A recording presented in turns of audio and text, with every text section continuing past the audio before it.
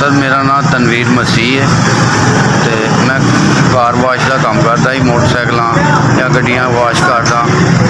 तो 4 साल तो मेरी नज़र ब्लैंड हुई है, अखां दे विच बैटरी का कार्बन पै गया सी ते 4 महीने हो गए मेरी बीबी फौत हो गई है। मजबूरन मैनू बच्ची नूं नाल लियाना पैंदा है, इहदे तो बगैर एक कदम नहीं मैं चल सकता। गरीब आदमी हाँ, बेटियां मेरियां 4 ते मजबूरी है, काम करन तो बगैर गुजारा भी नहीं। रोटी कित्थों खाइए, काम करांगे तो खावांगे। सर मेरा 2 दफ़ा अख का ऑपरेट होया है पर्दे का मैं हॉस्पिटल तो मैं कल भी चेक करा के आया, लेकिन दवाई उन्होंने लिख के दी है तो दवाई नहीं हाले ली सर जी, तो हाले तक कोई बेहतरी भी नहीं हुई।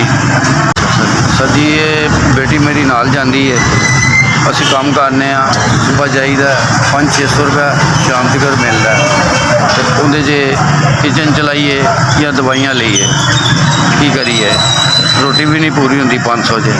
500 रुपया मिलता है।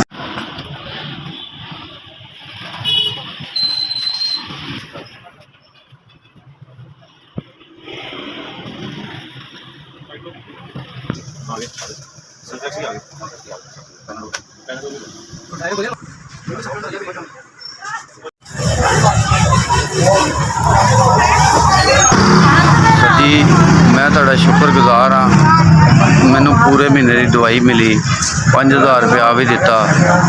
खुदावन तुहानू बरकत दे, तंदरुस्ती दे।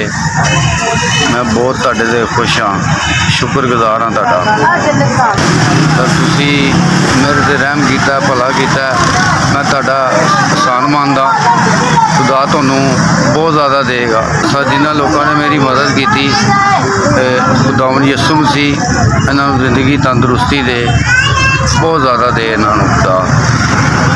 मेरी दुआ है SVS वालियां नू मेरे वालों सलाम। तो मैं